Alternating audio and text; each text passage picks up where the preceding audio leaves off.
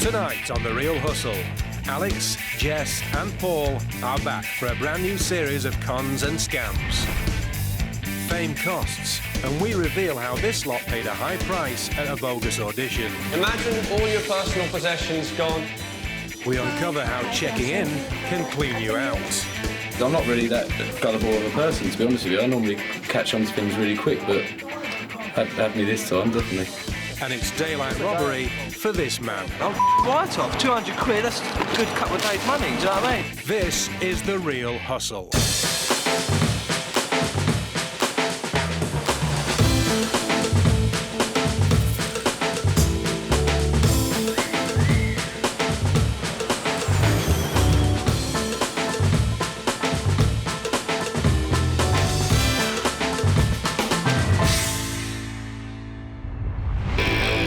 We're going to uncover the secrets behind the most popular scams being carried out by con artists in Britain today. Our real hustlers are Alex, a confidence trickster, Jess, a sexy swindler, and Paul, the scam artist. They've been travelling the UK to demonstrate to our hidden cameras exactly how the cons work. All the people in this show have been hustled for real, and after being given their money back, they agreed that the footage could be shown so you could avoid being ripped off by the same scams.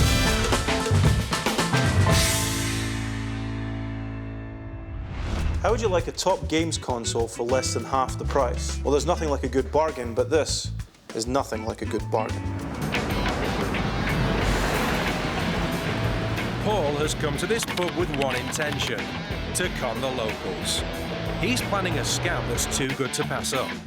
He's spotted a group of likely lads, moves in and strikes up a conversation. Do you guys know this area?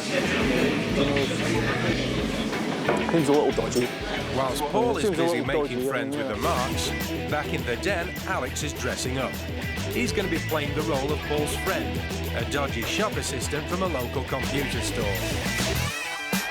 And with Jess's help bagging the computer console, the hustlers are all set to pull one of the oldest and most audacious scams in the book, the Murphy game. Back in the pub, Paul's steering the conversation round to why he's there. Bit of a dodgy deal myself. Your mate gets like plasma TVs and, you know, stuff like that. But he gets them off of another guy who's supposed to be selling me something today. Well, it's an Xbox I'm getting today. For 300 quid, right? This guy does it for 100. He did the plasma TV for my mate for like 500 quid. Brand new. I think it almost cost him as much to put it on the wall. Without knowing it, the marks are being groomed to part with their cash. And to tempt them even more, here comes Alex carrying Paul's cut-price games console. Yeah. How you doing? Yeah. The marks are taking the bait. It's all still wrapped. As Alex and Paul close their deal, the marks are busy counting their cash, wanting to get in on the action. Actually, this is how they come in the factory. This is a guy, well, kind of a mate. I'd like to know if you got any more.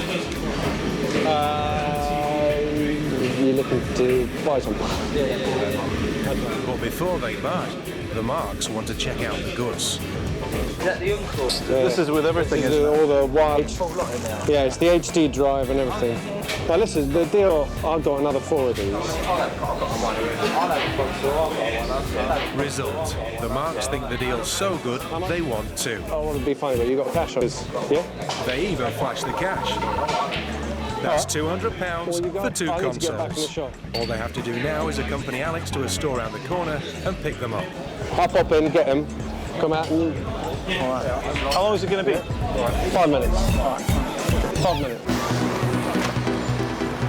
Alex leads the marks out of the pub and to the store's loading bay. It's now time to close the deal. I'm going to pop in. I'm going to pop in there. Have you got the cash? Yeah, I want one, yeah. All right. 6 here. That's you. Nice one. All right. That's it. The money has changed hands. Alex and Paul have pocketed £200. Now they have to go into the store and get 2 game consoles. I said, wait for me here. I'll tell you what, because I only want to come out only once. Yeah. Why don't you, why don't you give me a hand? Rob, do you mind giving me a hand? Alex has asked Paul to help. But so as not to arouse suspicion, Paul leaves his new games console with the marks. Hold on to that. Still going to be here, right? Yeah. All right. I'll be 2 seconds, yeah? Alex and Paul head off to fetch the goods. But of course, the hustlers go straight through the loading bay and out onto the street with the marks cash. Fancy a drink? Very expensive whiskey, perhaps? Yeah. That's even worth for 2 of them. Of course it is. Rockstar table tennis. That is good. Right, well that do me. The marks still think they've got a £300 console for 200 quid. It took them minutes to part with their money, but for them to realise they've been conned takes a little longer. That'd be a nice little whiskey, that'd keep her well sweet. He's probably rubbing the gasoline. Nearly 15 minutes after Alex and Paul left, the marks are now getting twitchy. Come on, mate.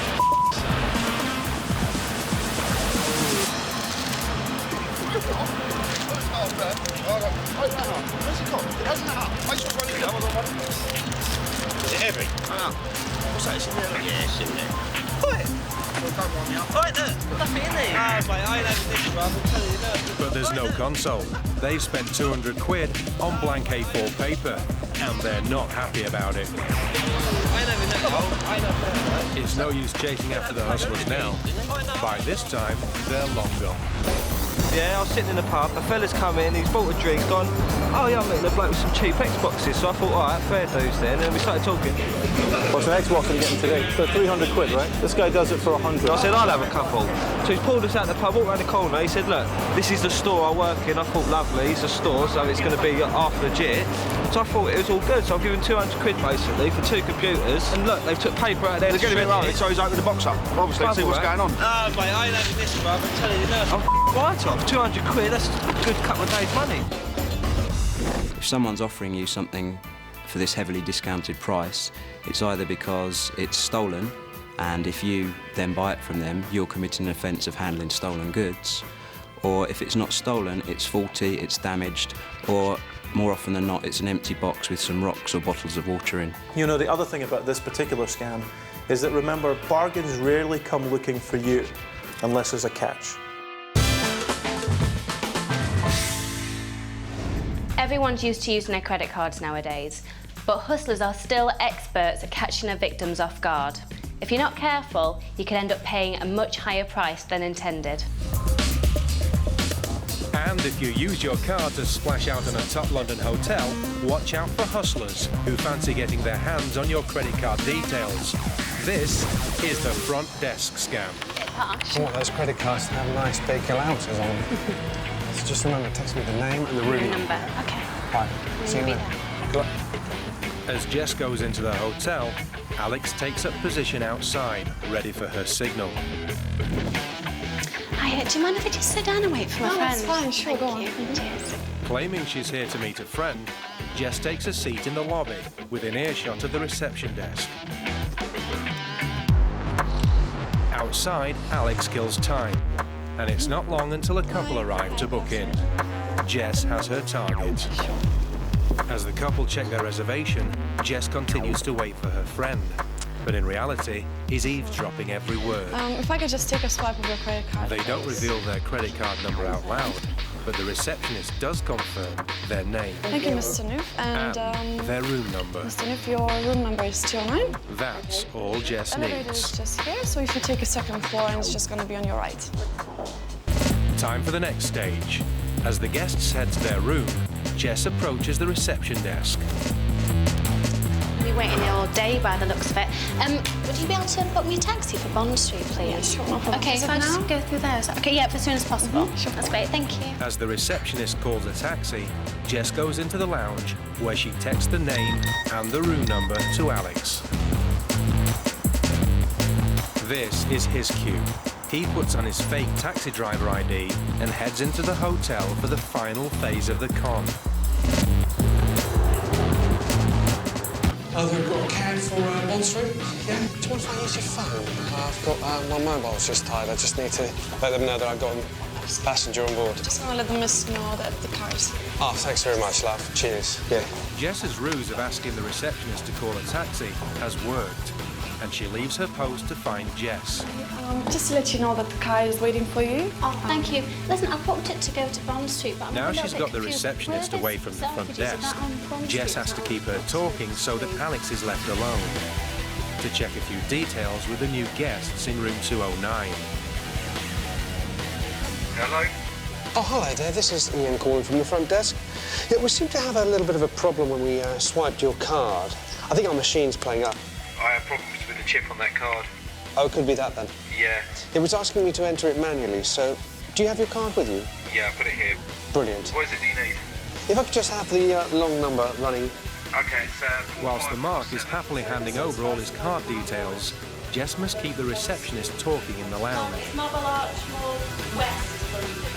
giving Alex all the time he needs on the front desk phone. And the 3-digit number on the back where the signature is? 9. Great. Okay, can I just ask when we'll be clearing up the bill? I think you settle up the bill when you leave tomorrow morning. That's usually how we do it. Well, that's great. Thank you. Okay, great. Cheers. Bye-bye. It's not actually the best one, to be honest. Alex now has enough information to go on a spending spree on the guest's card. But first, he has to collect Jess. Okay. You the lady for the cake? Yes. Yeah, we're ready for you if you are. You know, I'll ask him, he probably knows. Yeah, sure, absolutely. Thanks for that. No problem. Cheers, love. And for a getaway car, the taxi the receptionist ordered for Jess is already here, and our hustlers hop straight in. Got all the numbers. Good. They sound quite rich. Thank you very much. Thank you. Take care. They thought they were here for an exciting weekend, but the only thing taken to the max was their credit card. We have Jess planted in the hotel reception. Now, she gets the name and the room number. And there's something about when somebody calls you up and mentions your name, gives them automatically a credibility, but you don't think about it. Oh, hello there. This is Ian calling from the front desk. Got a phone call asking for my card details off a guy from reception. I think your machine's playing up. And then ended up handing over all my numbers.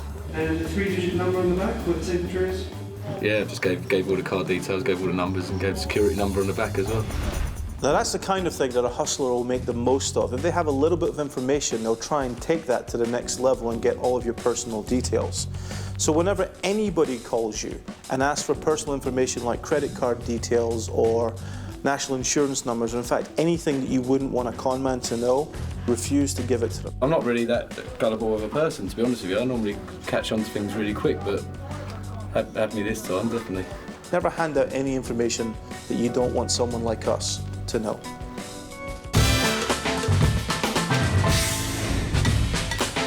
Still to come on The Real Hustle. Paul and Alex find an exceptionally good bargain. Did you get anything? That's quite expensive, isn't it? That is very expensive. That's £105. And they rip off 15 people in one go. Imagine all your personal possessions gone, you have nothing, you're just who you are right now. The Real Hustlers are going to show you how to win some free drinks off your mates by using proposition bets on some unsuspecting customers in this bar. The proposition bet suckers you in as it's a bet on an event or outcome that you believe can only go one way. And it always does go one way, the hustler's way. So watch and learn. Jess has met this bunch of lads in the bar, but what they don't realise is that Jess is about to sting them for a round of free drinks. Stuff like that. I heard that women have a better sense of balance than boys. Do you agree with that? No. You don't agree? You don't agree? That's so rude. Why not? Because they just don't. Because men are better at women, most things. No, I'm joking. That's Oh, no, it's till you said it now. In that case, I've got something to show you. If I take my driving licence, it's normal, nothing wrong with it, and place it on the end of this cup like that. How many 10-pence pieces do you think you can balance on the end before it topples over? One. One? What do you think? None. None? 3. 3? You think 3? On here. All right then. I'll tell you what, well this one's for you. However many coins you can balance on here, I bet you a round of drinks that I can balance more. So if you get 3, I bet I can do 4. You get 1, I bet I can do 2. If you can't do any, I bet I can get 1. Okay? But we'll shake on it first though, a round of drinks, yeah? There you go. You do 10-pence pieces, you've got a few there. I've got confidence in you. So I have to balance them on the end? Yeah. And I can't balance once on the middle. No. And you can't touch anything. Three. No, you can't be over the rim of the glass, it has to be on the end. Oh, you couldn't even get one. Can you even get one? There you go, three. Okay, well, I'm going to show you then. So all I need to get is one, and then I believe you owe me a round of drinks. Here we go.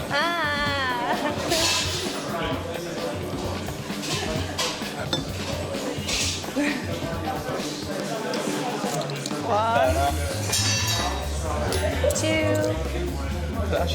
3, 4, 5, 6 drinks? 6. So it's not a drink every 10p, is it? I think it should be a drink for every 10p. That's 6 drinks, please, boys. Eat. Excellent. Thank you very much. Thank you. Shops are spending millions of pounds to protect themselves against theft. But shoplifters are finding more and more ingenious ways to try to get something for nothing. Did you pay for that?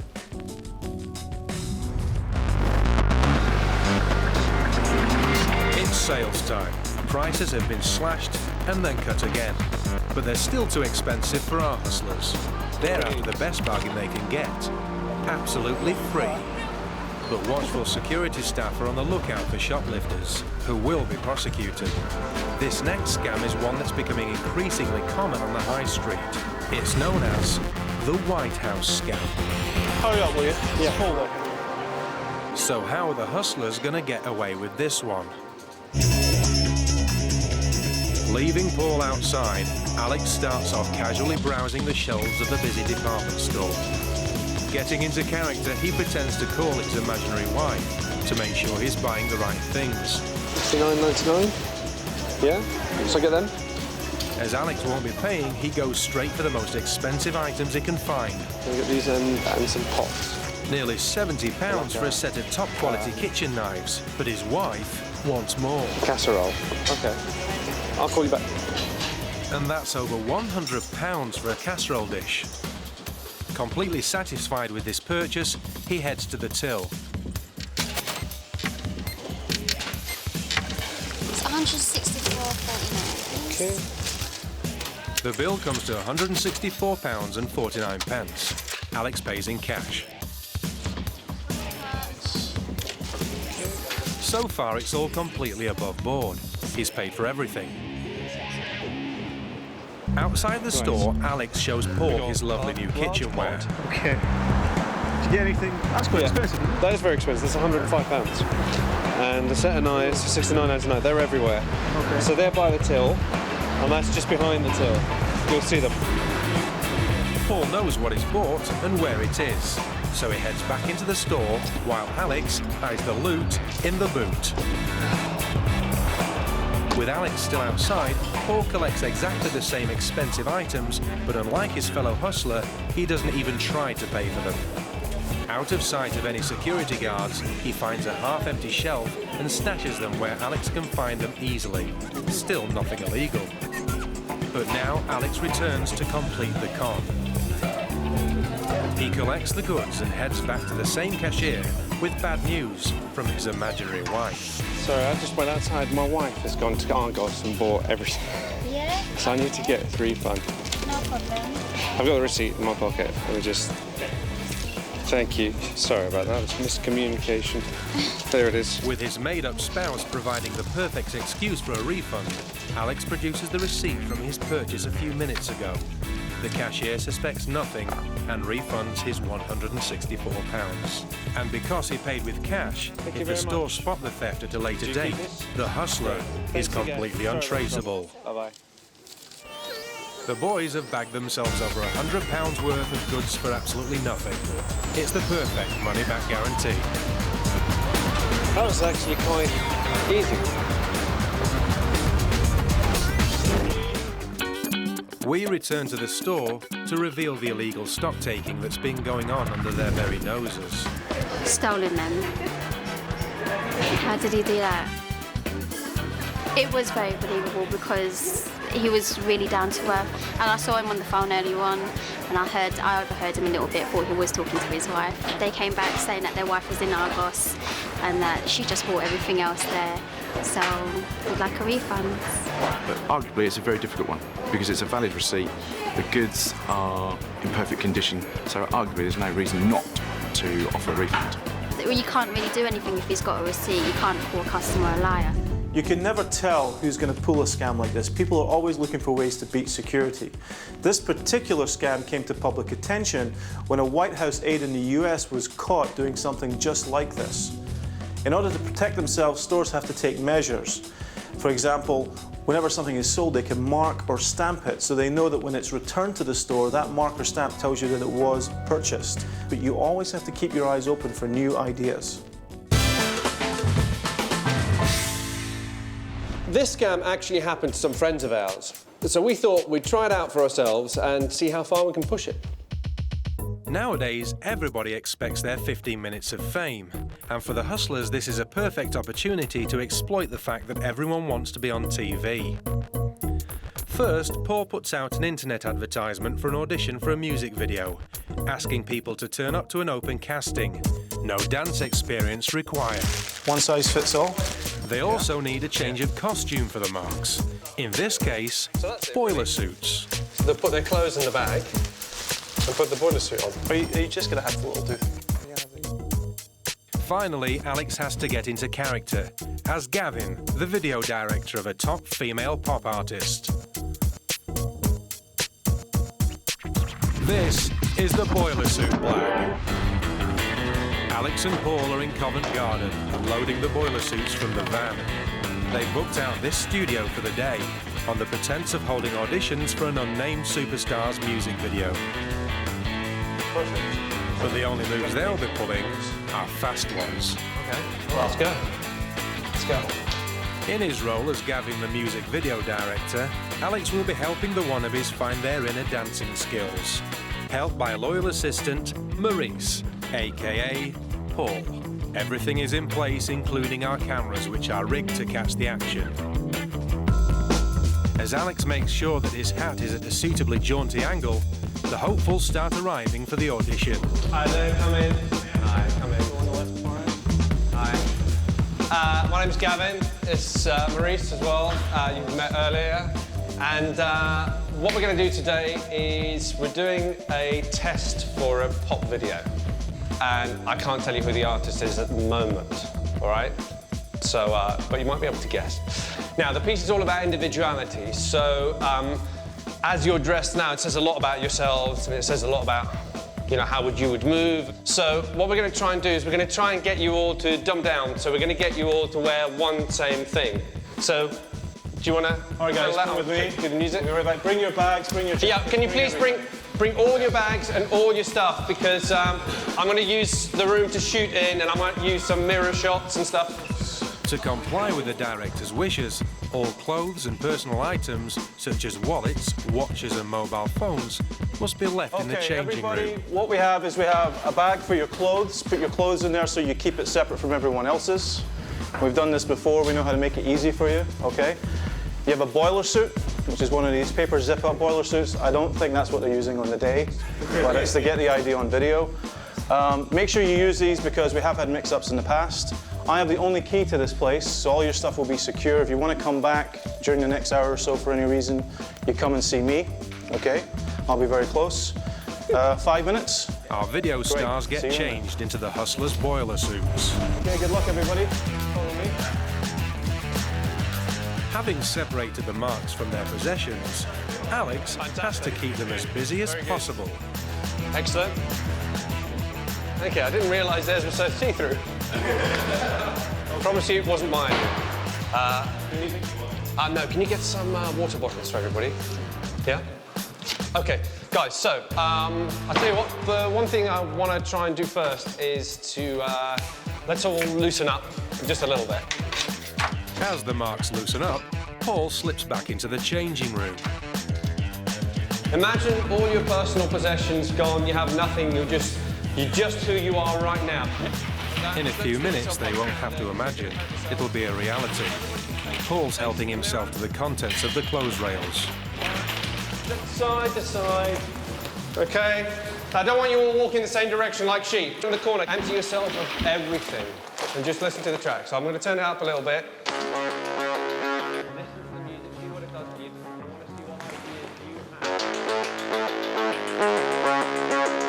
A little bit about spatial awareness. Right. Great, I'm seeing some good stuff. I like it.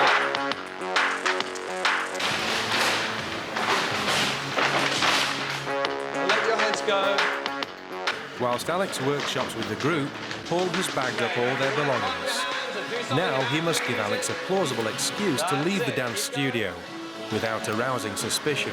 Gavin, she's here. Sorry? She's here. She's here? Now. Now?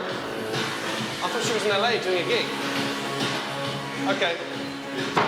All right, guys.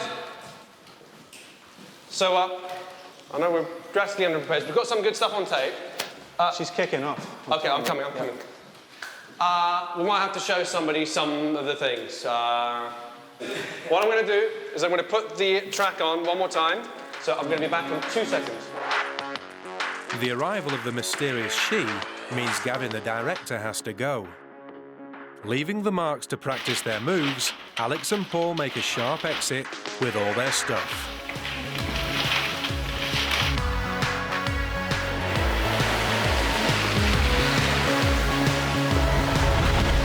Ten minutes later and they are still dancing, completely free of personal belongings, as per Alex's instructions. 15 minutes later, the marks start to get restless. A couple of them go to investigate.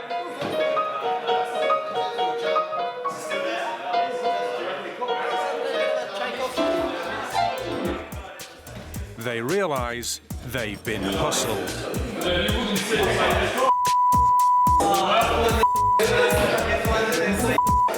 Instead of finding fame, all they are left with is the boiler suits they're standing in. I can do it!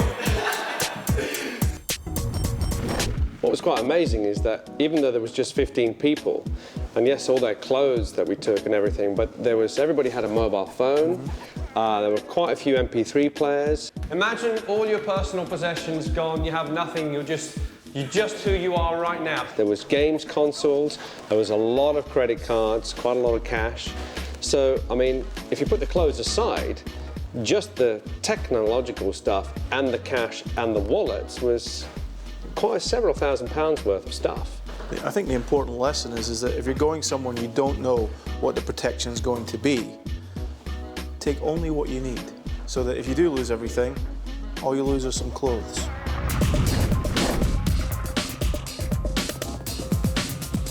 Beware of what people show you and tell you. And remember, if it seems too good to be true, it probably is.